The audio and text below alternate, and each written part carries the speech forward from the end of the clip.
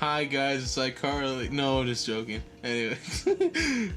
Hello everybody, it's Sara Hair Productions, and I will not fuck this up this time because last time I did it, the audio had to be completely pitched down because I'm a fucking idiot who doesn't know how to use fucking editing software or some shit like that. Anyways, today we have a very special guest. Fuck you. So today we have a very special guest today, actually, and someone who I have quite the history with, actually. Today we're going to be having on the show today, Ghost Audio. Hello, good to see you, or wait, I actually cannot see you, but good to hear you. How are you doing today? Hello everyone, and welcome to welcome to the Ghost Zone Radio. Don't call me out like this. I'm sorry, I had to make the reference while the getting is good. It's all Again, good. but introduce you. But people will most likely know Big Ghost from the or J, as we'll call him, for to simplify things. But people will most likely know Big Ghost, and especially in the caretaker scene, as he was part of some big projects in it. And in fact, he also was one of the few to find a sample close to the final sample that was actually very, very close to the final sample in the last stages. Oh, I tell you, listen, that whole ordeal, listen, I'm just gonna say this straight away. Shout out to the whole community, that the Caretaker Discord server and everything like that, and the fan project server, because everybody in there is just absolutely fantastic. The whole hunt for Friends Past Reunited is actually just a really interesting search. Going through tons and tons of different sources for private records is actually like really something that, as a record collector myself, I really do enjoy, hunting for that sort of thing. And, finding something as close as I could to that sample just really means a lot. And hell, even Kirby commented on the video, like, the Caretaker himself commented on the video. That must be like a golden moment in your fucking life, dude. Like, the Caretaker commented on my video. I mean, it's surreal. It really is surreal because it's like, with the direction sort of like how I've been taking some of my music recently, it's just like crazy because, really, to see the person that like inspired you to do that sort of thing, it really just like causes you to feel this like sort of like accomplishment.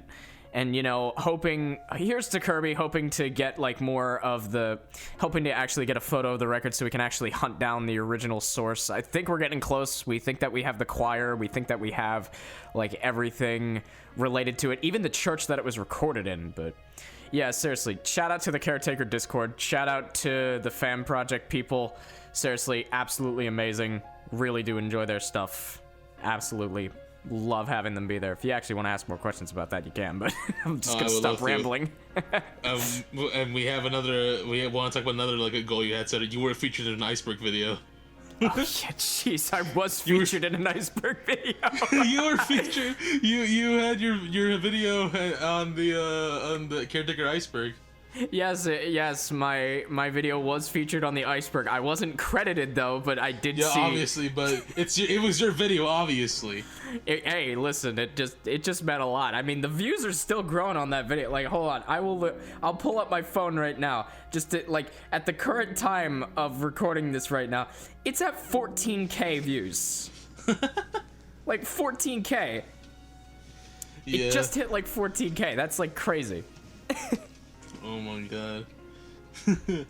Yeah. And so, also, but yeah, the Caretaker community loves him. Just find out why when you check out his music. No, seriously, go check out his music. Support him. Fucking buy shit on his Bandicam. Bandicam, where you were an old school YouTube. Now we're an old school YouTube 2007, baby. Let's go. Let's get it. Check out his music and record it with your Bandicam and then re-upload it and take the credit before you get copyright strikes. Oh jeez, that's like okay, God Almighty. Yeah. Okay, no, but seriously. Also, me and Jay, to not go into too much detail, we basically met back in 2014? Oh no, it was 15, buddy. It was 15. 15, Oh, 14, whatever. It was a long time ago. And from that day forward, we grew a connection, and then we became, best buddies for life.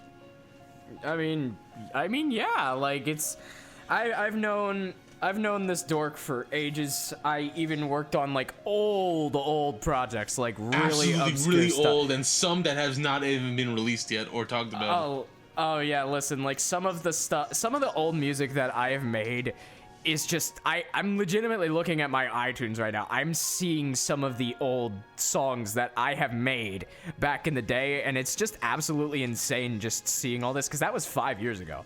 Like, I feel old, but that was 5 years ago. And he's also made some music for me that I featured in a video, actually. I think it was the Sara Draw stuff video. One of his tracks are on there.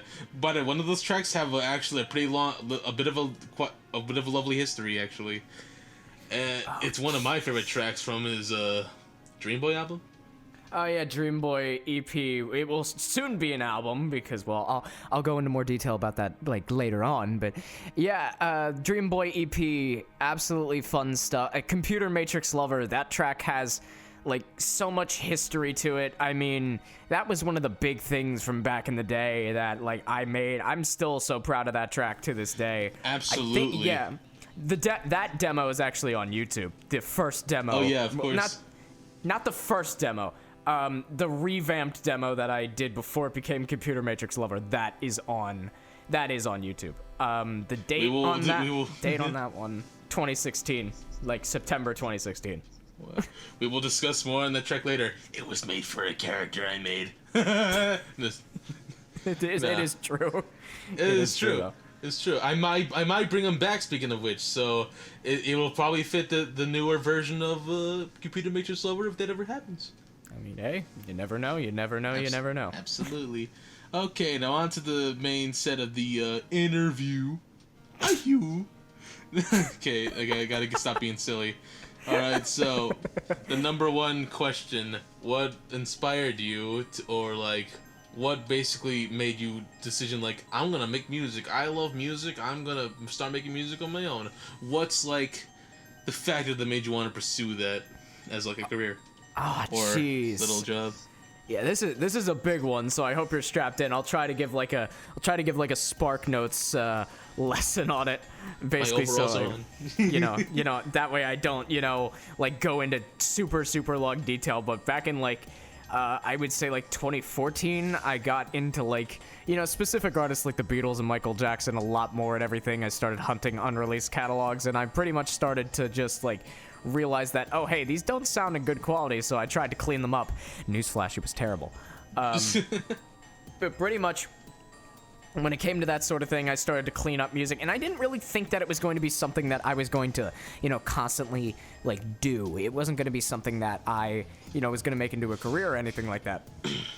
And pretty much what I continued to focus on was more or less art at the time, but then I started to get into more artists like Prince and like Prince Madonna. has a big impact on you. Oh, Prince has such a big impact on me, but I'll get into that in a minute. And of course. I would say the leading factor of getting me into music is the one and only Toby. The one and Obi-Wan Kenobi. the one and only Toby Radiation Fox. That man, I swear to God, I want to meet that man and just like talk music and maybe one day make a track with him, because seriously, that is a dream right there. Toby Fox is one of my biggest influences. Undertale, the whole soundtrack was legitimately just created from the ground up by that guy. Over like hundreds and hundreds and hundreds of tracks by him alone. Like, it's just amazing to hear that sort of thing. I love Toby's work every single time that I listen to it. It's just one of those things that I cannot get over. But yeah, on top of Toby Fox and Undertale being a big influence to my, already growing sort of sound, Prince, of course, I was into Prince, before he died. When he died, though, it just boomed for me. I started going into the deeper cuts, started learning about all these different things, and man, I absolutely really do enjoy Prince's catalog. There's a lot of songs that I could talk about for hours that, really showcase the hidden gems in his entire career. And I would also like to say my grandfather on my dad's side, as well as my parents, they really influenced my creative output on music. My dad's dad was a collector. My dad is a collector, and I'm a collector too. So it's like a third generation of collectors in the family. It's a real collectathon. It really is. Collectathon of generations. I mean, yeah, that's really what it is. It's really one of those things that I absolutely think is, really interesting, because I just collect everything under the sun now. I collect like all kinds of old records and everything like that, and I also collect stuff from modern times. So it's really interesting. But yeah, to answer your question, there you go. It's quite lovely. You have quite the history with it. I do believe. I do believe. What am I talking about? I just heard it. I'm sorry if I'm stuttering like a complete Batman right now. Trust me, you're fine. I completely understand. All right. So next one. And again, you don't have to go into like detail or like super like oh my god about this. Like, what was like a doubt? What was, or like one you're allowed to discuss? What was a major like down point in your life? Like, and when you did this whole like music thing, what was an event that made you go, things are going downhill, but the music is still good. My heart, like the flame is down, but it's still burning. Oh, jeez. I mean, there was a lot of moments like that. Like, there was even one, like, last year where I was just, like, I was reflecting on a lot of things that I, like, done, and I'm just like, man, like, I cannot, like, basically, there's a lot of things that I've definitely went through, of course. Like, I have tons of lows. I mean, I deal with, like, mental health stuff quite a fair bit. That would be that's no surprise to anybody who's actually, talked with me, everything like that. Especially to me. But one thing I will definitely say is around 2019. I'm not going to go into a super, grave amount of detail, but I essentially had I would say like a 4 to 5 month straight like breakdown. And it's crazy because I made like 4 albums during that time. And it was crazy. Like, I made Undesired Sound. I just finished the Undesired Sounds, like the first part, and I just got on this like creativity high, but at the same time I was going through such a really difficult time. And basically I label that time in my life the 3 albums that I did complete, because one of them is incomplete. I started it but I never finished it. The 3 albums that I did complete, I like to label them as the Breakdown trilogy, because really it's interesting, because the first one is like leading up to a breakdown, then the middle one is the breakdown, and then the last one is just, coming back down from the breakdown. It's crazy. It's one of those things that when you look back on and listen to, it's almost kind of scary, because it feels like it didn't actually happen. Yet when you really sit down, because I'm sitting in the exact same spot like where I was making the music, and it's like I can just go back to it, but I can't at the exact same time. It's so bizarre. It really is. All right, now one that I would really like to get into. I probably heard it before, but I'm pretty sure everyone else would love to hear this. What's your creative process like? Making tracks and stuff like that. Oh man, my creative process. All right, this one is actually one of the things that I would definitely say is a very interesting yet fickle thing, because sometimes what I do is I just make little piano demos, I make little ukulele demos, I make little omnichord demos or something like that. Sometimes I just make a beat and I just like sit on it for a while. Sometimes I come up with a song title. Sometimes I just come up with a like thing of poetry. Like not even today, I literally came up with a like album concept, and it's like yeah, I come up with concepts all the time. I just like pick and choose what I want to pick.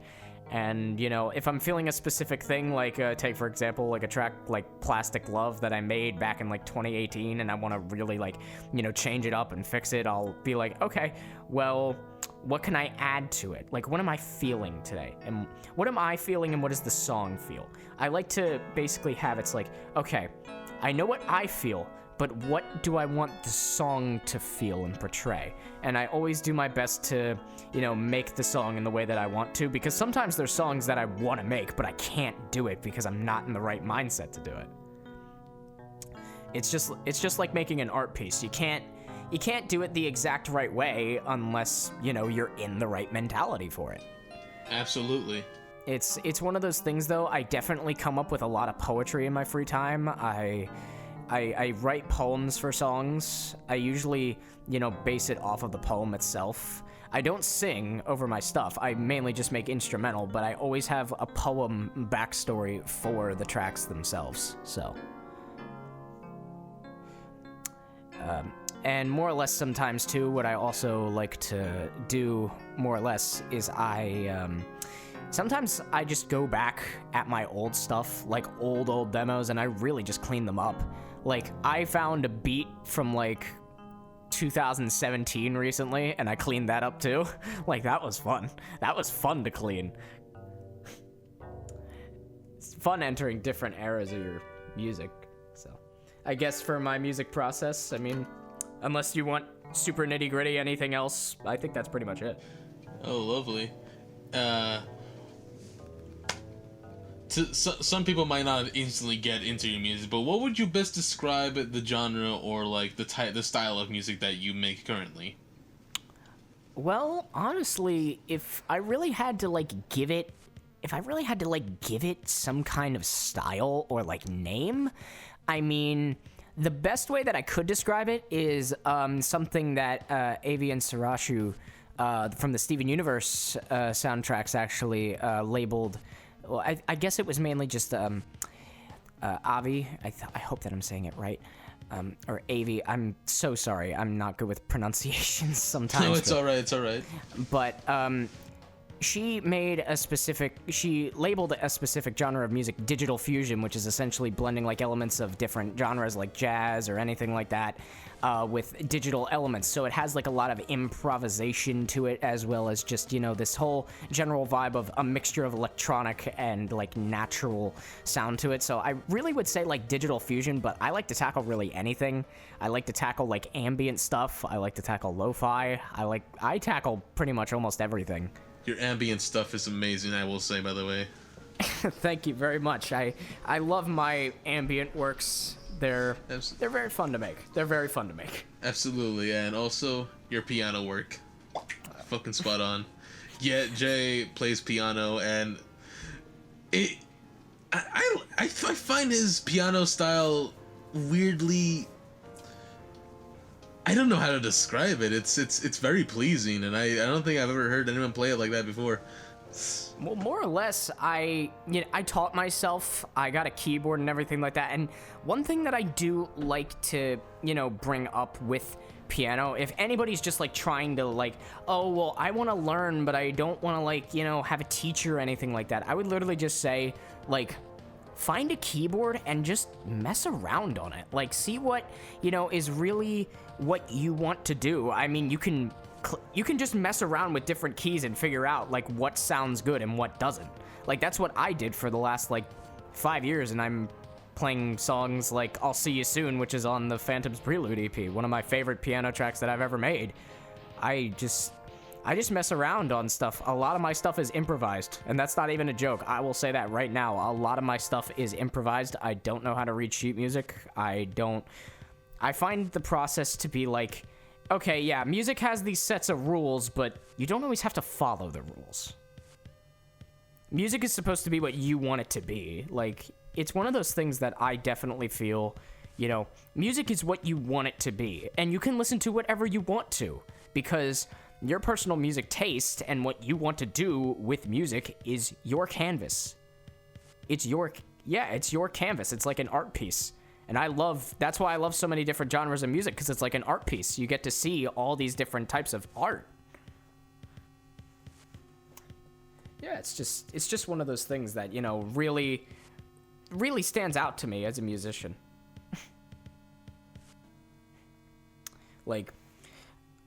More or less, I guess, if I really needed to say any more than that, it's piano to me is one of the most beautiful instruments that you could ever have it's kind of like a cornerstone and backbone of a lot of different things. And a good piano on a piece is just something that I really think is insanely worth it.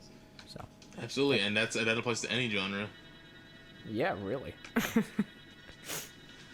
Like if you got like a good piano piece that goes with any track you made out there, it's like a cherry on top. Example: Giorno's theme. No. Dear God.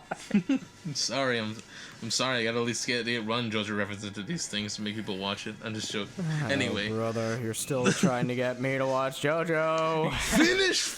Finish the rest of 3. I swear to God. All right. So anyway, if you didn't pursue music, what do you feel would be your career if you didn't do so? Jeez, well, you're gonna have to go into a little more. You're gonna have to go into a little more detail about that. Like, would you say as a musician or no music at all? I mean, as a musician, like you didn't become a musician. You still like music, but like you didn't have the motivation to just become a musician, but would do something else in your hobby for your free time. Well, more likely than not, what I would actually do is probably start a music archival business. Digitizing media, all that kind of stuff. Because really, I do enjoy the preservation of history of music, because music tells a lot about the times in history. I mean, there's recordings from the 1890s that are still very difficult to really obtain, because sometimes there's wax cylinders that aren't really preserved in the right way. And it's one of those things that sometimes people don't understand how to archive things in the highest quality, and I really do think that it is a huge importance to preserve stuff in a good quality, because it's one of those things that you can't just forget history. History is going to be the way it is, and with music, it's definitely something that needs to be talked about more. There needs to be more media preservation awareness, I think. And yeah, if I wasn't a musician, I would definitely be an archivalist for any sort of music related thing. And if I wasn't that, I would probably be I would probably be a writer, probably be some kind of maybe writer for animation sort of things, maybe just a poet, maybe just a writer. I have no clue. Nice, I see. But also on that like the preservation thing, that would be really good, because as of recently, I've noticed that a lot of people are caring a lot more about the lost media and stuff like that. Yeah, a lot of people are going out of their way to preserve some remedies of the past, and even try to find some things of the past that they remember. I mean, some stuff as of recently that was on like 18 years of just being gone, or like almost 100 years of being gone, and finally being found over these years. I mean, yeah, recently I found some old acetate, or as the professionals would call them, lacquer recordings of a church choir that was from 1953, and there's only like one copy of those out there. And then there's also the stuff, again, I'm going back to the Caretaker. Basically, the stuff with the Caretaker, that record that Kirby has, there's only like about 50 or less of those, and he has 2 of them. That's something that I'm still shocked about, that he has 2 of them. But it's one of those things that, it is extremely important, because people may say like, oh, well, it's just a song. It's just one of those things. But keep in mind, that is a piece of history right there. That's a piece from the 1940s. That's a piece from the 1920s. That's a piece from the early 1900s, before the First World War. Like, or maybe during the First World War. I don't know the exact, estimated dates of World War I. I don't know that. It was a long time ago. But, yeah, it's one of those things that I really think is important, because, you can't just forget about history, and you got to preserve the stuff properly. Otherwise, it's just not gonna be good if it's just gone. It needs to be kept safe. Speaking of preservation, I also am aware, I don't know if you have publicly talked about this, that you have some projects currently going on about the awareness of preservation. Oh, yes, I have, actually. I swear that I posted about this. I think I actually, did either that or I've like teased it, but I definitely posted a track from it. I do know that I posted a track from it. Version of Hellscape, the damaged version. Basically, I'm going into this new series too. I'm having like 5 series going on at the exact same time. Of course. People call me crazy for having so many projects. I basically am doing a whole line of music related to media preservation awareness, and the first one is simply just titled Damaged. I don't know if I gave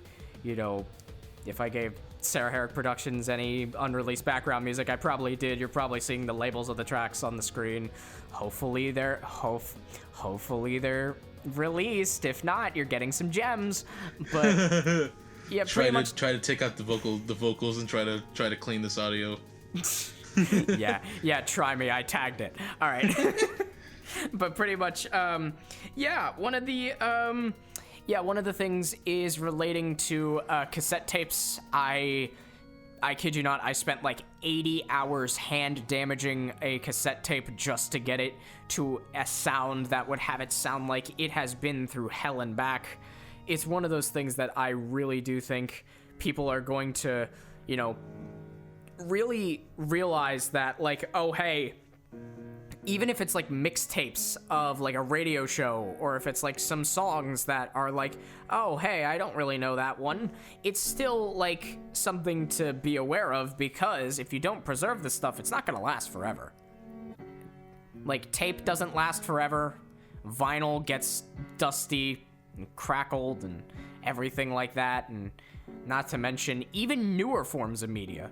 Like, if you want to have an example of that, be like memes. You know, how people have, like, low quality versions of memes and they just sound like they're underwater or anything like that. That's literally also part of media preservation sometimes. I mean, there's lost YouTube videos, there's lost music, there's lost demos of artists, there's even stolen songs.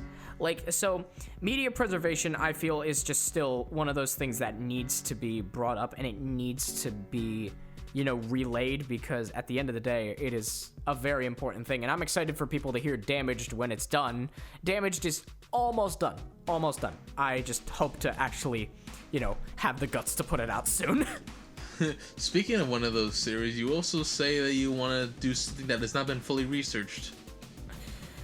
Oh yeah, I have been tackling a few things that have not been like fully documented and researched. This again relates to the media preservation awareness, but there's a few different things that I am really experimenting with still that really could tie into media preservation quite nicely.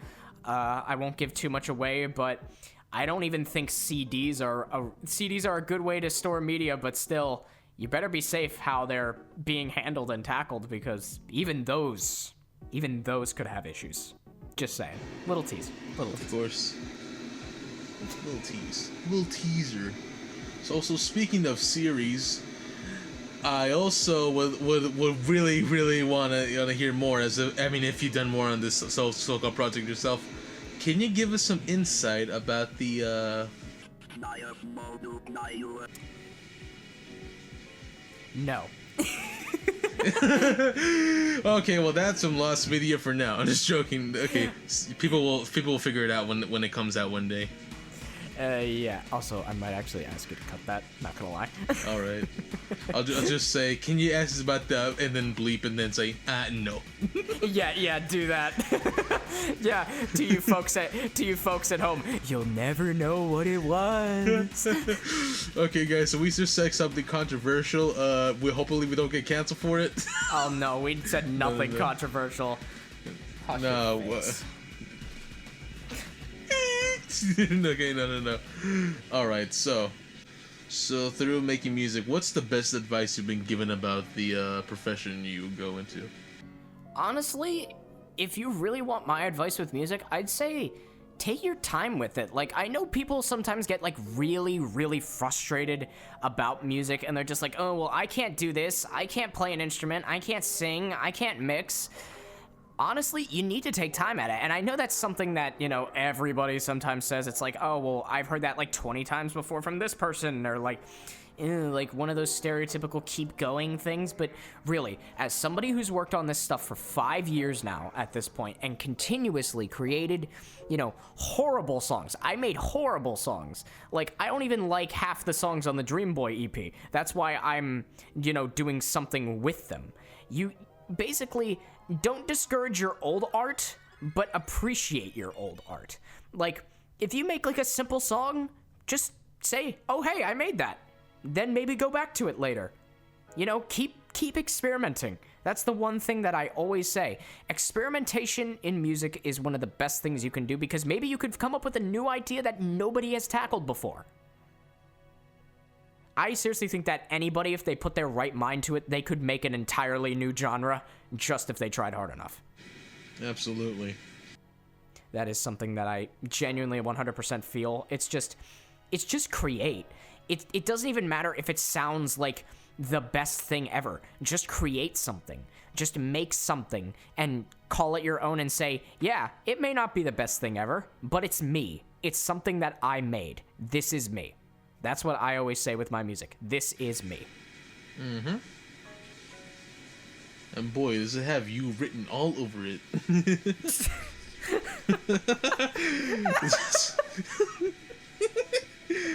God, I'm just gonna be honest, that sounded so cheesy, like, it has you written all over it. It really has your charm written all over it, doesn't it?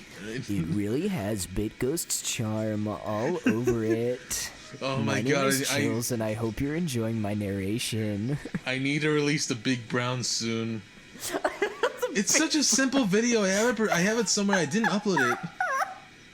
I still have the file. 50. I know, yes, I know. I still have the MP3 also on my phone, so I listen to that sometimes for a laugh.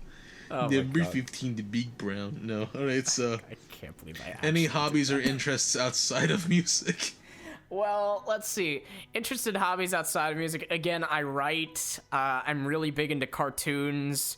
Really big into like games like Sonic and everything like that. I'm a big fandom nerd. I've been in fandoms ever since I was like 14, like 2014, that kind of stuff. Jeez, I feel old. The first one I've seen you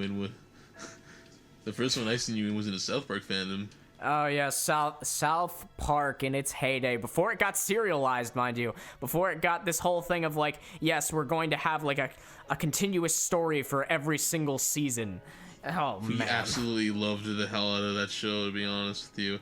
I still do sometimes. I don't agree with everything that South Park, does nowadays. I feel that it really hit a low. I feel that with the pandemic special, or like South Park with a Q, I really do feel that. And the vaccination special also. Yeah, the vaccination special.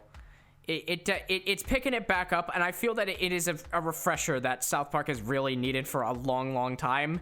I'm just hoping that, eventually it just gets to be this thing where it just, continues to be bigger and bigger and better and better. I hope we get, we hope it gets bigger, longer, and uncut too. Oh my god. I love that movie. I mean, it is a good movie. Yeah, I'll give you that. It is a good movie, but it's great. The score is amazing. Oh yeah. Plus, I love cartoons. I love Pokemon. Of course. Let's see. I love comics. Can we bring up that you have a pretty rare Mew card? Oh yeah, I had the ancient Mew. Yes, I am the big boy of the group. Mew. I'm the big boy. I know exactly what's going on. I'm smart.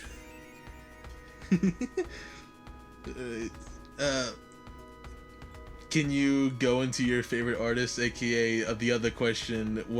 How much do you like Prince, and what can you tell us about him that you find fascinating? All right, listen. I will say this straight up. Prince, while he's one of the biggest recording artists for Purple Rain and everything like that, and has definitely had a lot of sales and all that, I'm just gonna tell you this straight up right now. He is extremely underrated for what he does, not only as a guitar player, but as just as a composer for music himself. Not to mention his piano work is fantastic, one of my main inspirations for piano. And not to just say everything like that, I really do think that Prince, even in more or less in his unreleased catalog, is one of the biggest and best musicians out there. Like, really, no matter what.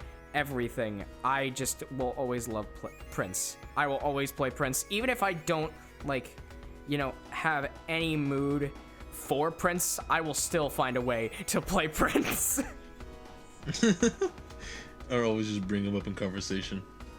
Oh yeah, I mean, there's so many new songs that, constantly, get out there at times. Like, I love hearing, like, there's so many songs, really, in that man's catalog that are just so interesting to hear that have been bootlegs. They've been bootlegged for years at this point. Years. Like, Prince as an artist is definitely one of the pioneers for my powerhouse effect for music. I really do think that it's amazing. Of course.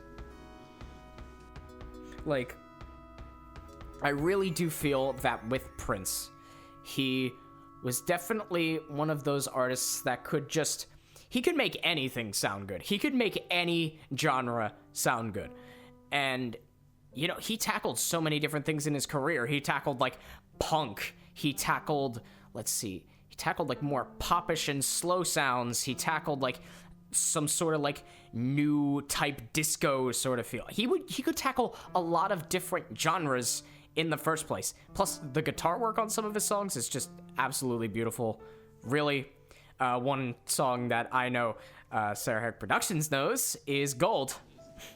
Oh, I love Gold. It's my, okay. It's not for JoJo, I swear. I know love it's not this song. for JoJo. And that and Soft and Wet, the second unreleased version. Yeah, that was recorded the second version was in 77. That was like, I forget where it was from. I think it might have been a Sound 80 demo, but I don't remember for certain. Trust me, I could talk about Prince for ages. Of course. If we were here all the... Wait until we get the Prince podcast. He'll give you all the knowledge of Prince. I mean, there is an official Prince podcast, and there's several Prince podcasts. I know. So. Why aren't you back in the... Well, back in the day, I was just the kind of guy that's just like, oh, hey, I'm gonna quote unquote remaster songs. More or less, they were not good at all. They were just I got lucky. They were not so good tweaks. Oh wow. Like, pretty much, I really just do enjoy the Prince community. I mean, it's gone, to me, it's like hit or miss at this point. Like, I really can't, I really just, like, it's just a middle ground for me. I'm excited for when something new comes out, but I really just do enjoy, Prince as a whole, hearing the new sort of sounds and everything like that. Of course. So yeah, Prince, absolutely fantastic, absolutely amazing. If you want good recommendations for unreleased songs, let's see.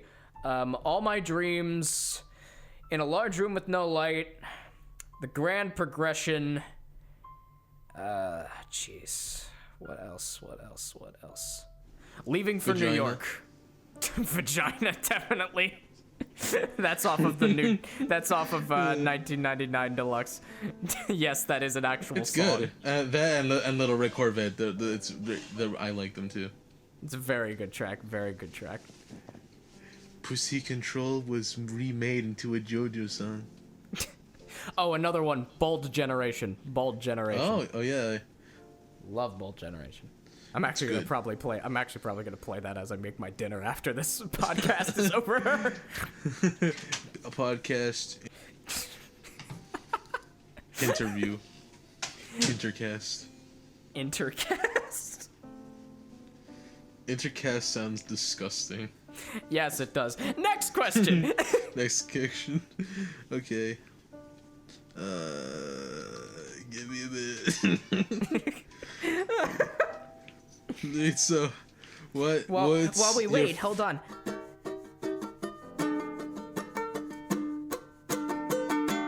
Yeah, that was our little interlude thing. I don't know what that was. I just have a ukulele next to me. If I ever get AdSense, I'll just put an ad there. That's gonna be the only ad there. It's gonna be for like, I don't know, like, what is it? The Evil Dead that came out like back in like 2015 or some shit. Okay, what's your favorite thing about making? More or less, again, it's more or less like a blank canvas. It's like I actually just have this really blank canvas that I can just put whatever I want on it. I could literally just make a simple beat, literally leave it alone for a while, like let it dry. It's just the fact that I can express myself and create things and be me with it, you know? Like, I would say a really good example of that is, let's see. I'll give like 3 examples, actually. There's the Did You Do It interlude off of the Phantom's Prelude. That was just made with random chops of, you know, songs that or little random pieces of voice memos that I recorded. Let's see, Everything Could Be So Fine off of the same EP. Plastic Love. Some other tracks that I've made recently, which I'll name drop right now, like Twisted Cause. Let's see, what else is there in there? Make Me Pretty, Blissful Ignorance. Like, tracks like those really stand out to me as just like, hey, they're all different, yet they all tie into each other and be unique. Of course. Like, it's one of those things that I really just enjoy a blank canvas for. I really do enjoy it quite a fair bit. It's just one of those things that I love. Yeah. All right. Now, questions about the music industry and your opinion on it. Oh boy, this is going to be a fun time. So, compared to now to then, I mean, if you did learn some stuff about the music industry, how do you think the industry is now? Gee. Well, I will say music industry type stuff at this point, it's a fickle mistress. It really is. And I say fickle mistress quite a fair bit, but the thing is with this, everything under the sun related to music and the industry itself is one of those things that I really think, there's a lot of improvements, but there's also a lot of downward spirals, if that makes any sense. Of course. Like, how do I even explain this? I'm trying to figure it out right now. Like, it's one of those things that I really feel, like, take for example, Spotify. I don't, like, people are like, oh, you should really put your music on Spotify. You should really put your music on Spotify. But the thing is, at the end of the day, like, and I know that some people may, like, be, like, scandalous by that, or, oh my god, you're cutting a connection that you could possibly have. But the thing is, I don't enjoy how Spotify is because it really underpays the creator. Absolutely. For each stream, it's like a fourth of a penny. A fourth of a penny. That's how bad it is. It's one of those things that it's like, people in the music industry don't get enough credit. They always just it's always, oh, the industry or the label gets their stuff. I mean, Taylor Swift had to fight for her masters back. Like, she had to fight for her masters back. It's one of those things that is just difficult and hard. It's just, it's one of those things that I can just tell you straight up. It's sickening to see, because it's like, oh, well, we just want the money. We want to take care of everything like that. We want to take your masters. Your music's technically not yours anymore. Sorry, we can put it in any movie that we want to without your permission. Like, it's one of those things that it's like, I don't want that. I want ownership of my stuff. And if one thing that I will ever say this, it's just like, if there is ever a time in my life that I make a label, everyone owns their music, because, listen, at that point, I do not want to strip the creativity of any musician, because that might make them feel discouraged, and I can't just have that happen to them. I can't just have a musician feel like they are, unworthy of their work, or feel like they have to now, fight for their music. Their music will always be their music. Of course. It's one of those things that, the music industry, it's definitely really iffy, because, like, I don't agree with Spotify. I don't even listen to stuff on Spotify. I really don't. Like, it's one of those things that, I would rather support the artist than actually, provide with streaming. You're really out here like Spotify, more like not-ify. I mean, controversial as it may be, I just don't vibe with Spotify. I really don't. That's understandable. That's understandable. It's just one of those I things. mean, I'm a guy who uses it, but I can totally understand your point. I mean, yeah, if I wish that they would pay their creators more because, like, listen, there's some people on there that want to be musicians, and the thing is, they're barely getting paid squat, and yet they're getting a ton of streams. I mean, Just think use about Bandcamp. yeah, Bandcamp. Listen, Bandcamp takes out like a little bit of a cut for each purchase, but keep in mind, like, you know, you can just get a lot of different stuff. Like, Bandcamp is the way to go. Make sure to get your stuff copyrighted though. But yeah, Bandcamp is definitely the way to go. I will say that. Absolutely. Bandcamp and iTunes, but I definitely would recommend getting your stuff copyrighted before putting it on iTunes. Oh, absolutely. Of course. If not, you're just fucked. Okay, what would you say is a golden age for music? 40s, 50s, 90s, 80s, mid 2000s, etc. I mean, But in your opinion, what would that be? do I have to pick one? You can choose multiple, of course. Because at this point in time, I'll just tell you, there's multiple golden periods for like any musician, any real artist. I mean, in my honest opinion, there's, you know, stuff like, oh, hey, there's the golden era of Michael Jackson. There's the golden era of the 80s. There's the golden era of Prince. Literally the Gold Experience era. Yeah. But there, it really depends on, like, you know, the artist itself, or more or less like who was big at the time. I mean, the 50s and 60s were booming with Elvis and the Beatles.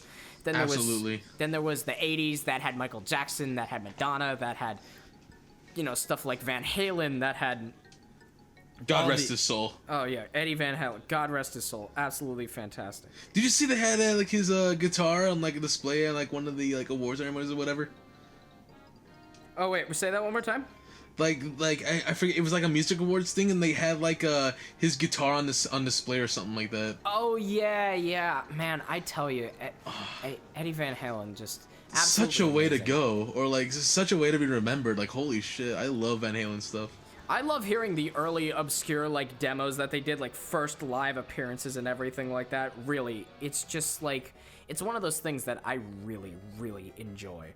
Like hearing those, like I've heard like early acoustic, I wouldn't say acoustic, I think it was like electric guitar, but I can't remember for certain. Like really early Eddie Van Halen stuff from like the mid to late-ish 70s, I think it was, maybe like, I cannot remember for certain, but it's like, it's really interesting stuff just hearing that side of him, like hearing that side of the music itself. Of course. I really do enjoy it. I will say that I really do enjoy it. It's absolutely fantastic. Speaking of which, what would you say is like your all-time favorite genre of music? Oh boy, again, this one's difficult because I can't really pinpoint something. I could literally go from something that's like, you know, like Little Red Corvette by Prince to something by The Cure to something by Cavetown to something by Michael Jackson to the Beatles in their early 60s. Like in the, not their early 60s, but the early 60s. Yeah. Like the early 60s. Yeah, Paul's not, making music. Paul and Ringo ain't in their early 60s anymore, I don't think. I think they're like 70s. In my early 60s making damn good music, They do make good music though. I will say they do actually. I mean, they do make fantastic music. But, you know, there's also like, yeah, I can jump from like something like, you know, the record that I got that has the alternate version of Friends Past Reunited on it, which is, you know, very interesting all in of itself. And then I can jump to, you know, like something from animes or something like, you know, YouTube covers of, you know, classic piano stuff that goes into metal. Like I can literally do that sort of thing, and I literally live for just jumping from genre to confuse new people because they're like, oh, what kind of music you like? Oh, well, here, I'll let you hear it. And then I do that, and then I jump to another one, and it's like, wait, hold on. Goes from black country to drug pop. Drug pop. Well, drug pop's good. But then there's also like, there's also bubblegum pop. There's progressive rock. Oh, prog rock, absolutely. I could, yeah. I've one time I jumped from like one of my songs to Pink Floyd and then to Cavetown, and they're just like, what a jump. And by the way, guys, listen to King Crimson, please. I will say, you know what? If you actually want something interesting, if you already like, In the Court of the Crimson King, King Crimson actually released a gigantic box set of their entire year of 1969, which is the year that In the Court of the Crimson King came out. It has Of course. 30 discs worth of material. That is heaven for me. It has it has alternate takes. I gave you one of those for your birthday. Yeah, I know. The alternate epitaph. I still listen to it like holy shit. Like again, people do not know how much I love King Crimson. I really fucking do. I love their shit. I love them so much. I cried when they released their 50th anniversary stuff, and I heard their such a good clean version of Silent Night, a new edit, which I wanted to use in my Sara Sings Silent Night video, but sadly I would, you know how King Crimson are with copyright and shit like that, they're not gonna let me use it, of course. Listen, I'm just gonna say this right now, and I can't find this video anywhere. If anybody could find this video, I swear, it's one of my favorite things ever. It's of Robert Fripp just at a show, and he caught someone trying to film it with their phone. I saw that! And it's just like, if you don't put that fucking camera away, I'll break it right in front of your face, and I'll kick you out of the venue myself. Like, I want that video because it's just so funny. Because it's just like, he stops playing. It's like, if you don't put that fucking camera away, I will break it right in front of your face. Robert is so protective of his music. He takes his shit seriously. I mean, I would be too, but listen, I think that filming live stuff, as long as you don't sell, it's a good memory. But I understand where he's coming from because it's like one of those things that it's like, oh well, hey, technically you're not really living the memory if you're not looking at it in person. You're looking at it through your phone. I really get what Robert means. I really get that, and I get that he doesn't want bootlegs either. Very much so. No one wants bootlegs. No one wants bootlegs of themselves at all. Of course. Unless they're worth the high price. No, I'm just joking. But unfortunately, when old Daddy Fripp does pass away, a lot of his stuff is gonna get released, and you can look at it as a good thing or a bad thing either way. For me, it's a bad thing because Fripp, I love him. That old geezer is a man of my heart. I'm gonna miss him a lot. But then again, because when an artist dies, they drop their loot, and you gotta scavenge all that shit. Well, keep in mind, what happens is usually when artists pass away sometimes is, as soon as they pass away, it's just like one of those things that collectors just feel like, I can't hold on to some of this anymore. It's like, it would pain me to just be like, hey, I can't do this. They just leak it. I mean, it happened with Prince. It happened absolutely, with and it's still flowing out. Like the floodgates of his unreleased stuff is still pouring out. I mean, keep in mind the collectors and traders in that community, it's not really pouring as much anymore, and stuff is being released by the estate at this point. But back in the day, 2015, 2016, all the way up to even 2017, there was so much going down that it was it was insane. Yeah. There was a time 50 songs leaked to Prince's in one night. Absolutely. It's one of those things that still to this day. You informed me about that night. Yeah, it's just it's. Wait, what was that? You informed me about that night. Yeah, it was insane because I was like, hey, what's going on here? It's one of those things that's absolutely insane and crazy, and you're I really. Dude, 50 troops one night. Can you believe that? I'm like, okay. I don't know how to react. Please don't hurt me. I'm not. I mean, obviously, I wasn't in the Princess then as I am now. I do because still, again, as of more recently, I've admired more of the Magai stuff. Oh yeah, really. I'm excited for what may come out this year. I have no clue what's on the horizon for the estate, but I think that they should more likely than not be announcing what is coming soon, because honestly, I'm curious what they'll do for this year. It's the last year that Warner Brothers has the, full rights to the entire catalog. I'm curious what they'll do. I mean, they could do Purple Rain again. They could do Parade. They could do, Diamonds and Pearls. They could do anything, really. They could really do anything. And, really quick, I do want to bring up this too. It's for releases after an artist passes, I mean, keep in mind, there is going to be controversy with it in the first place, but keep in mind, there's a few things that if I were to say about like specific sessions, people might just be like, wait, that exists? Wait, I want to hear that. Because keep in mind, there's stuff like, Jimi Hendrix making an entire acoustic album in the 1970s, and then like a few months later, he passed away. Or Frank Zappa and Jimi Hendrix literally performing an acoustic jam in his garden. Or, let's see. The early demo of Aha's Take on Me, which is basically just, I think it was called, it was like something juice song. It was like the something juice song. It was very... The Jumbo Juice song. It wasn't the Jumbo Juice, I don't think. The Juice World song.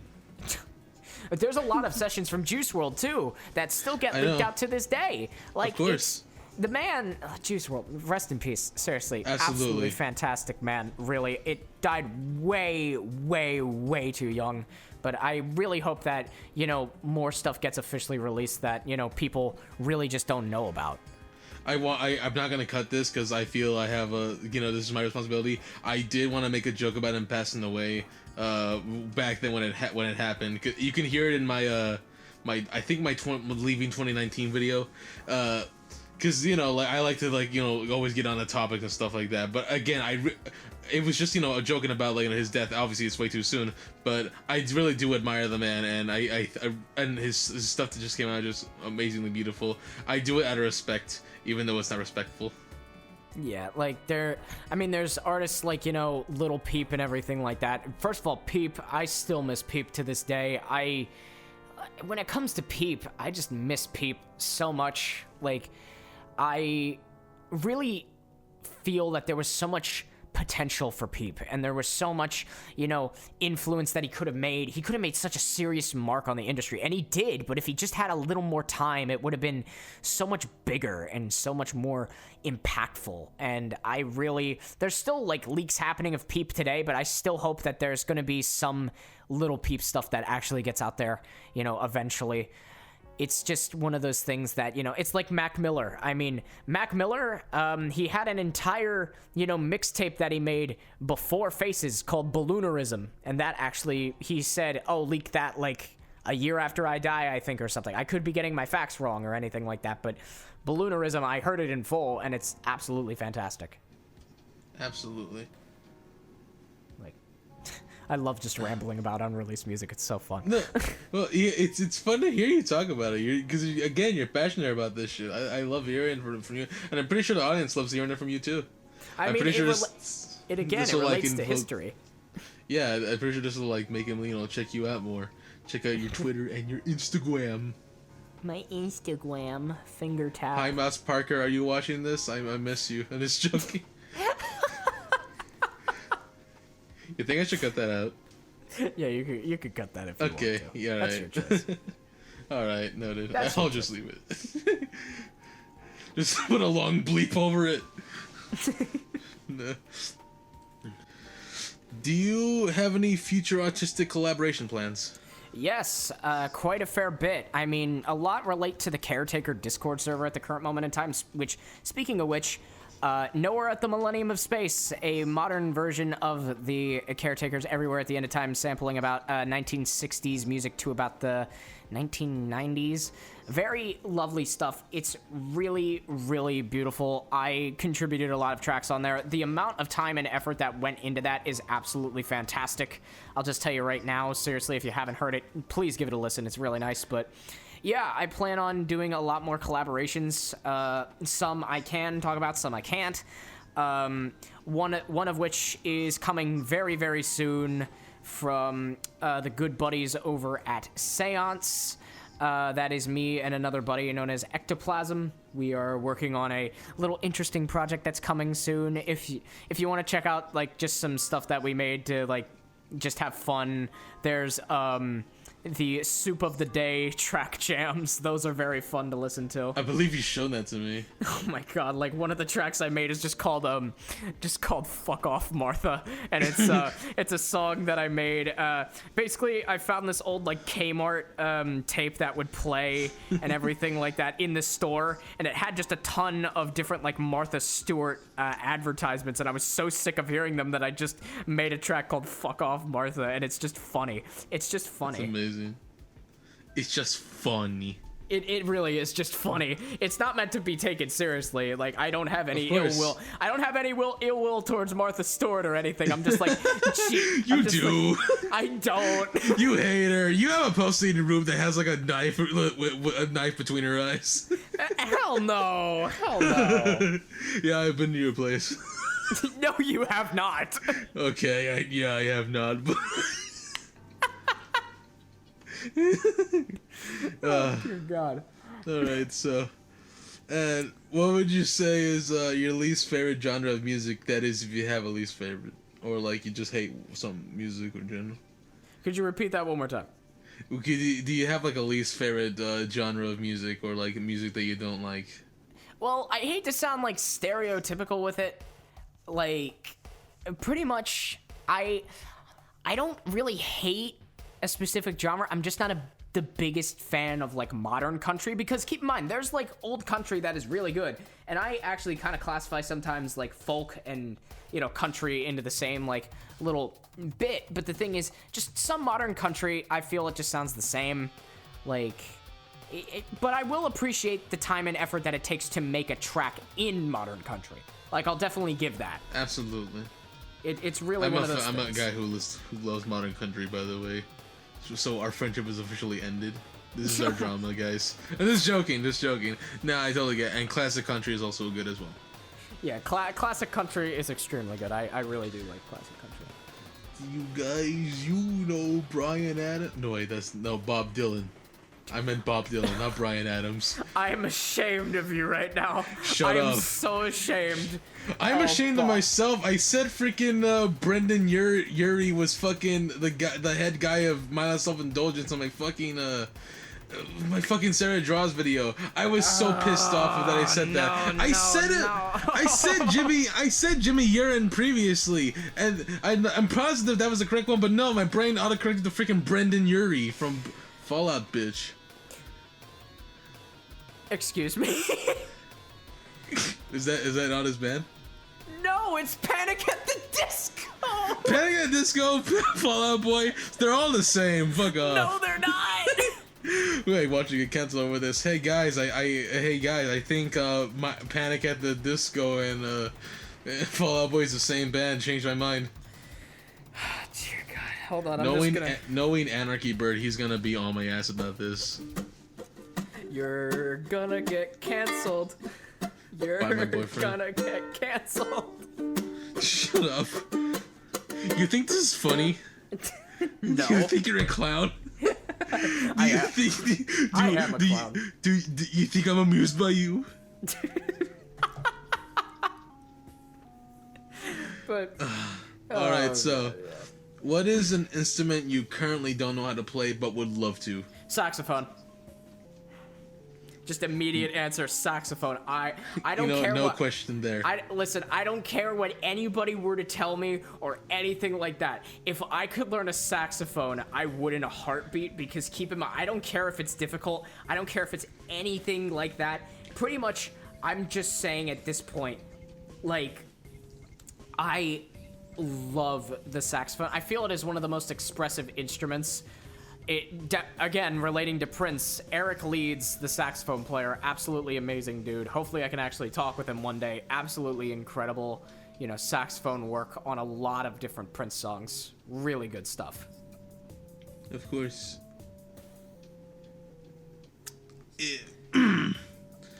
What is the saddest song you've ever heard? Oh, there's too many to count. Like, one that comes to your mind, one that really tugs at your heartstrings, one that you can say is like the pinnacle of just OMG, I'm about to cry. Sparks by Coldplay. Of course, it's by Coldplay. I mean, listen, what do you expect with me? But listen. I mean, it's true. I mean, I'm not judging your answer. I mean, Coldplay, they're a good band. Listen, like, Coldplay Sparks is one of those songs that just, you know, it's like, it can have so many different meanings from the way that you listen to it. It's one of those things that's just really deep and impactful. I mean, if you want, like, another song that could make me emotional, I mean, there's, you know, The Grand Progression by Prince. I mean, there's also a ton of songs by Cavetown. Like, I mean, there's, like, so many different songs. You know what? Venus de Milo by Prince is another one that really is emotional for me as a whole. That is a really emotional track. I see. It's just instrumental, too, but it's, like, very good. Absolutely. If you were to start a band, what would you call it? Bit Ghost and the Phantoms. Either that or just the Phantoms. I see. I like that. Really keeping with your ghost theme. I mean, yeah, I love the ghost theme. I mean, back in the day, I always considered myself an outcast. Like, I had my friends and everything like that, of course, but I felt that I never really, you know, fit into places, and that I was just a ghost, you know, that I was just, you know, a ghost. Like, just basically just floating around in the corner. You were literally just a free spirit just wandering around, and no one noticed you. I mean, people did notice, but I feel like they just, like, they never really took it. They said, you're white, and you're all pixely, like a bit ghost, and you were like, wait a minute. No, but seriously. Yeah, it's just one of those things that I really, you know, enjoy about my work and about myself, is just the sheer fact that, yeah, I really do consider myself a bit of a ghost. Like, I do as I please, and I float around. I'm sorry I had to. Yeah, you're good. That's gonna be more edited. As soon as you say a bit of a ghost, they're just gonna add a sound effect there. You're going above and beyond for this one. I am going to. I love to. You're gonna need. Hey, it's only the second episode. Absolutely, it's only the second episode. I'm gonna enjoy this. I wonder who we should do next after this. Yeah, you're still testing the grounds and everything for it, and I'm proud of you for doing all that stuff. Just wait until I interview a figure that's gonna get me canceled. Oh, dear God. If you were to change one thing about the music industry, what would you do? Give the artists their music. Like, just give them the rights to their music and give them more money.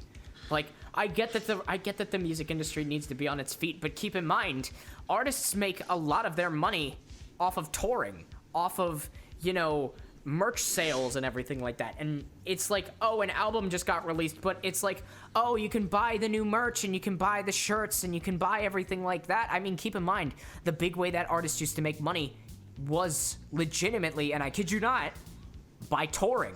And they can't do that right now. They can't do that right now. It's one of those things that I feel I'm extremely passionate about. Artists deserve more money for their work. And this goes for any type of artist. This goes for, you know, people that take art commissions, people that make freelance music, people that are just, you know, hell, even writing. Like, artists definitely deserve more money for what they create. They definitely are, and especially musicians, because they're extremely underpaid. Absolutely. Extremely underpaid. Mm-hmm. I would definitely change that about the music industry. I would definitely give artists more pay and have them have their rights to the music. Mm-hmm.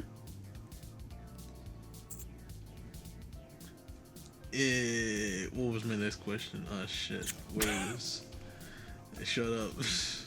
Alright. What do you feel is, as of currently, what do you feel is like is the best track that you've worked on? What do you feel like, yes, this is the highlight. This is the highlight. This is my magnum opus so far. You know what's funny? It's funny because if you would have asked me this like back in 2018 or 2019, I probably would have said Hellscape. Listen, Hellscape's a good track. It's a banger. But, like, Hellscape, at the end of the day, it's not my magnum opus. It is a very, very good track, but it is definitely not my magnum opus. the magnum opus for me is an album that and you know about this album, but I'm not going to really talk about it in too much detail. It's an album that I have been working on ever since the stages of like 2017 to 2018 of my work. And it's been formulating in the back of my brain for ages now, but basically I'm just going to refer to it as FB. FB, that's all it's going to be labeled as. And no, it does not mean Facebook. No, it means face butt. No, but seriously. But FB is an album that I don't think I will ever release, but it will be my magnum opus. That album will be my magnum opus. From what I've told you about it, you definitely want to hear it. You definitely want to hear it just from what I've told you about it. I mean, keep in mind, again, I've worked on all these different albums in the past, and I'm still working on, like, Tunes for Ghost, Damaged, another project that is going to have the first part of it released soon. Like, I'm releasing, like, so much stuff at the same time. But at the end of the day, this album that I'm simply just going to refer to as FB is probably it is going to be probably my magnum opus, because that is the one album that I've strived to create for so long now, and heck, maybe even people will be able to figure it out. Who knows? If anybody actually gets it right, I'll confirm it on Twitter or something. Yeah. And I should have probably asked like mentioned this like about like in like the beginning of this, because we're only like, what is it, like an hour and 40 minutes in? What the hell is this? You also have your own little radio show, correct? Yeah, it's just my local college radio station show, you know, one of those things. I just talk about the obscure, the rare, the weird, and the lost sides of the music industry. It's all fun and dandy. I play unreleased songs. Probably would get me in trouble, but you know what? I haven't gotten anything that says stop. I occasionally tune in sometimes. I definitely... I don't inform you about that sometimes, but I still like listening. I like giving it a listen. Well, you should tell me sometime. But yeah, noted. Yeah, basically if any the of you show guys is around his area, dogs. No, I was joking. No, no. Like, check it out if you guys ever happen to hear it. I listen to it on iHeartRadio. No, we do not go to the same area. Just to inform you. No, we do not. We're gonna keep it a little bit of a hush where it is. So, shh. If you find it, you find it. If you don't, you don't. Shh. If you find it, dig under it. If you find it, dig under. If you find the hidden J emerald, you got to dig it up, and then you gotta give it to me, and then I can pawn it off so I can buy $19 Fortnite cards. What is this like the stinking? Let's see. Tomar emeralds. Yeah, the fucking Tomar emeralds. Yeah, the hidden J crystals, the jaded crystals. Oh my God. Jaded diamonds. Oh, God almighty. This is gonna be your new meme, and you're gonna get associated with it, and no one's gonna remember. No, and then when someone grabs it, you spit out phlegm. No, no, what that's disgusting. I don't know. Like, okay, listen. Okay, no, back on track. But like, oh God, what was I gonna ask? Dear God, what have you done? All right. Sorry.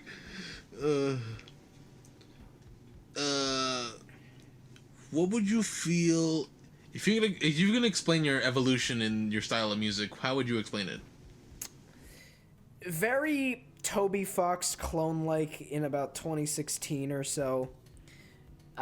Starting off with that to more or less a unique influence that is from Toby Fox and all the other artists that I've listened to, but they definitely, you know, shine and showcase the most, you know, throughout my songs. I really am excited to put out my debut album, which is going to be, again, Tunes for Ghosts. Because, you know, I have all these other projects and everything, like, oh yeah, you know, like, oh hey, I have Damaged, I have all this stuff, but I'm very excited to put out, like, the first album of, like, 100% original works, which is, again, Tunes for Ghosts. Absolutely excited for it. Of course. Can't wait to see when it happens, and fucking hell. Gotta take this shit more seriously. I'm sorry. You're fine. All right. Shit. What was I gonna ask?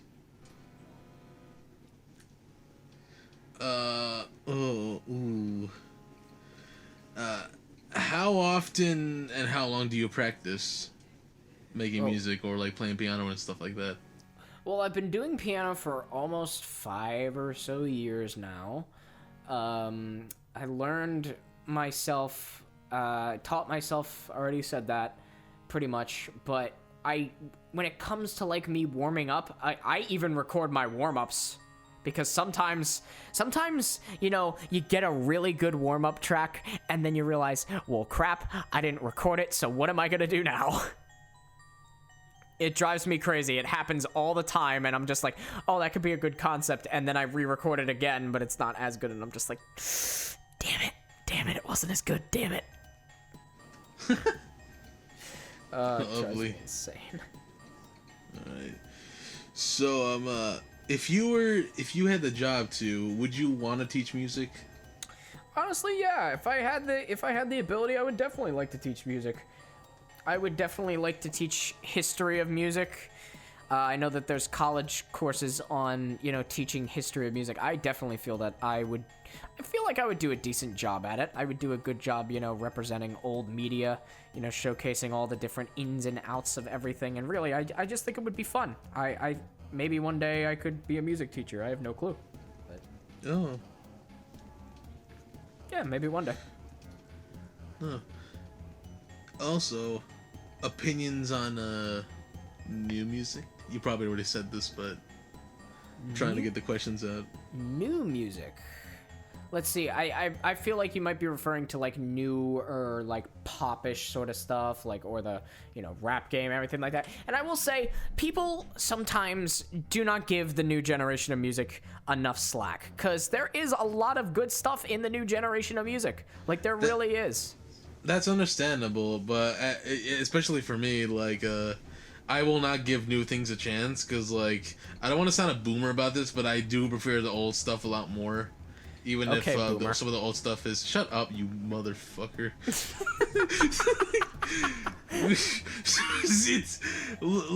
It's hard for me to like the new things as I'm slowly becoming an old person. Change is not okay with me. Well, hey, music's always gonna constantly change and evolve itself, and you know, I always try to welcome new things. I mean, keep in mind, there's some things that I can't stand. Like, there's specific genres of music that I just, you know, just some artists I can't vibe with, and I can understand why some people, like, you know, listen to them and everything, but sometimes I'm just like, I don't get it, and you know what, I'm not gonna judge you, but I just don't get it. Oh, of course. And another question: how did you feel about the attention you were getting from like the newer stuff you were making, from not just, you know, the caretaker stuff you were working on, but just the newer music you were putting out as of now?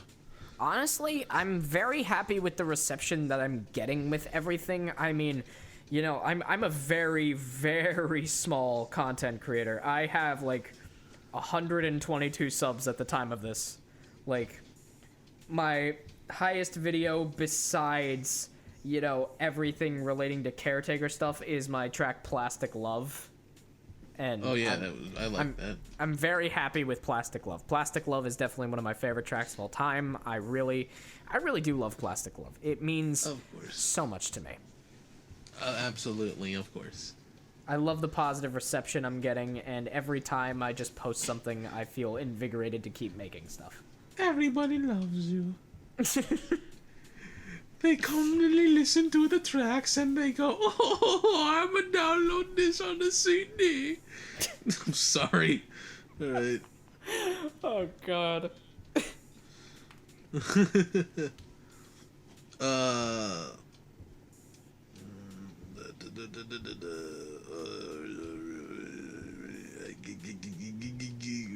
Fucking hell! I'm trying to come up with a new question. We could come up with the newer ending songs. If you're running out of stuff, you can just ask like one or two last questions, and then we can sign off.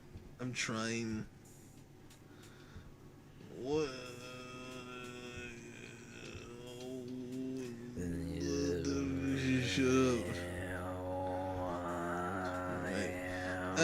Shut up, right? So, more of a get to know you type of thing in this segment before the finale hits off. What's a typical day for you like? Oh, jeez, it can vary. Pretty much, I wake up, I usually like lie in bed for like an hour or so just to convince myself to get up. Trust me, I know that's not a healthy mechanism, but you know what? Hey, it works. But I also just, I usually try and listen to music in the morning. I usually, sit down if I don't have classes. I usually try and create something. Usually always try to just create something, but if I can't do that, I will digitize some old media. Maybe watch some more stuff and relax. I definitely give myself a lot of breaks, and I think it's good to give yourself breaks because, you can't just always, be focused on work itself. Because having work is good, but you can't just always surround yourself with work itself. Yeah, I typically just continue to eat. I continue to eat stuff. I think of new concepts. I talk with my friends. I basically just continue to... I always come up with new concepts. I think one thing that I will always say is that I come up with new concept albums every week that I don't even know if I'll do anything with them, but they're just there for the future. But yeah, I just create the whole day. I sit in my little studio area that's just filled with a ton of lights, and I just, I make what comes to me. Yeah. Your little studio's very pretty. I've seen it. It's aesthetically pleasing. Thank you so much. I actually do appreciate it. It's the type of room I would love to sleep in, to be honest with you. I would just like fall on my back, look up, see the lights. It's flattering, really. I greatly appreciate the compliment. It is. Plus your little studio, you got a thing on your desktop, and you got your work cut out for you. I definitely think that I do. Not to toot my own horn. Not to toot my own horn, but I definitely have my work cut out for me. Can you believe it? I make music. Sorry. You're fine.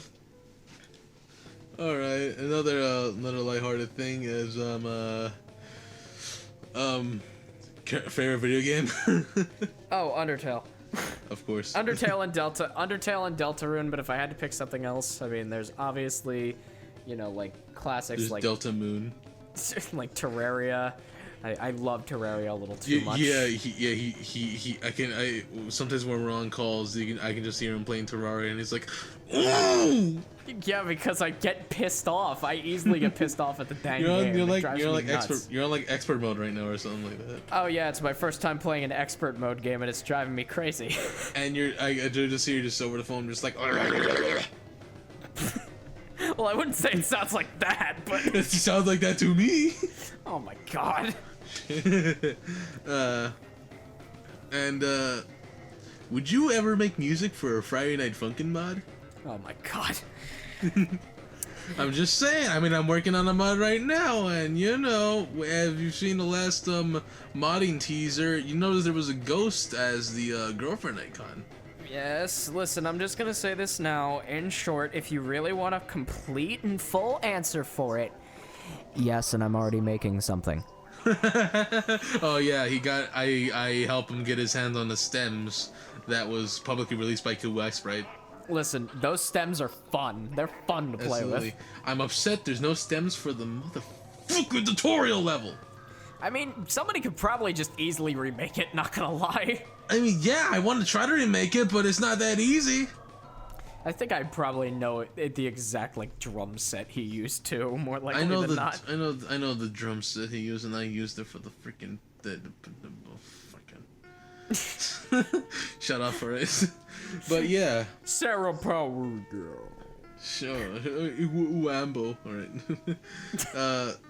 Yeah. So guys, if you want to see a Big Ghost Friday Night fucking remix happening someday, wait for it, and it might be included in the new mod I'm making. Ooh. Not probably not, since Ninja Muffin said the new update probably won't allow mods as easily as we did before. Someone will figure out how to do it. Of course, everyone's of course gonna figure out how to get around it, cause like the way he said it, he's gonna like make a new way to load the assets or something like that. It'll be fun for when it happens. Absolutely. And Jay. Yes. Yeah. Oh no. Why do you sound like that?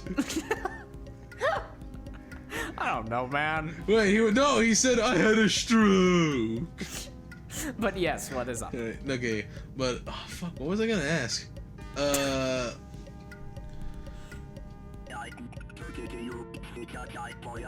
don't know when that project that you censored earlier is going to even be talked about or done. Oh yeah, there's gonna be bleeps. It's like, yo, what? Yeah, you forgot, big didn't you? bleep. Insert big bleep right here. What? No, I didn't forget. I just wanted to see and be like, I would want to see if you could still be like, no. Like I Joji. technically just gave it no. It's just a I don't know. I don't know. Bleep, I don't know. Please stop, right? Please stop asking about series/album. Slash album. Ooh. Yeah, I did. So you told me. You can leave that uncensored series/album. You can keep that uncensored. All right. Uncensored series / album. Okay. Oh, I was gonna ask something. I forgot. Take your time. Jay, is it true that your little bit ghost icon is Napstablook? Yes, it is based on the little blooky Napstablook. It is based on that fucking ghost. I'm confirming it right now. It's my biggest tribute to Toby Fox as a whole. Legitimately just have it be Bit Ghost. But keep in mind, Bit Ghost as a whole was made as a creation by me. I just, showcase the Napstablook logo quite a fair bit sometimes. And plus you change it up a bit to make it at least it's not, directly copying off. It's your own IP. Yeah, it's unique. That's what it is. It's very unique to me, and it's supposed to represent me. It's me. Yes.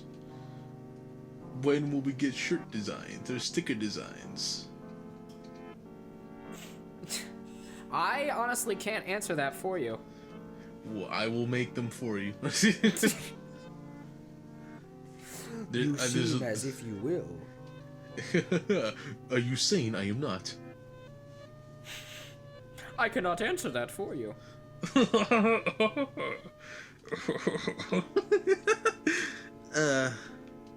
And okay, so I think this is gonna be about it. Is there anything that I could have asked that was not asked? Honestly, I think you covered your grounds pretty good. That's good, and I hope everyone else got a lot out of you, or hopefully some exclusive stuff was heard here. I hope so. I mean, I hope that you've been enjoying the background music. I mean, I'm definitely giving some demos out, and they're not. Well, I can't currently hear them because this is making the stuff right now. I'm gonna enjoy. I'm gonna enjoy them in the editing. Speaking of which, hey, Sarah Herrick, how are you editing this? I hope you're good. Just have some splash text on the screen that says like good or eh. It's like, here, you know what? Here, you know what? I'll ask this. So, Sarah, what are you feeling right now? Not good. I meant for your editing self. I know. Trust me, I know his answer. Oh my god. But really, We say that in sync. I'll really say this now. I'll just thank you for having me on. It really means a lot. I'm glad that I was able to like showcase some, bits and pieces of me, myself, and and it really means a lot to actually, be the second person on this podcast after Anarchy Bird. I really hope that, I listened to the entire first one, and I really got to say, fantastic job on everything. I hope that, this is just a fine addition and everybody actually enjoys it. and everything. Absolutely. Again, I really hope you guys check out his stuff. Check out his music. He actually makes some music for me. In fact, he's making a few tracks for one of my series right now. Yeah, newsflash, you're not getting rid of me anytime soon. Is the final draft of Jamie almost done, or was the one you sent me the final version? Almost done. Just a little more. Almost done. just a little more. Oh, by the way, guys, maybe I'll post the official Close Spawn soundtrack first soundtrack. Maybe, I don't know. Nobody is supposed to do. Please do. Post it to my Bandcamp. You will buy it. It is going to cost $50 for the single. But thank you once again. Excellent Absolutely. being on, folks. Seriously, take care. Stay spooky. And, yeah, just thank you once again for having me on. It really means a lot. Absolutely. See you around, Jay. I hope you're bye. Love you. Shut up.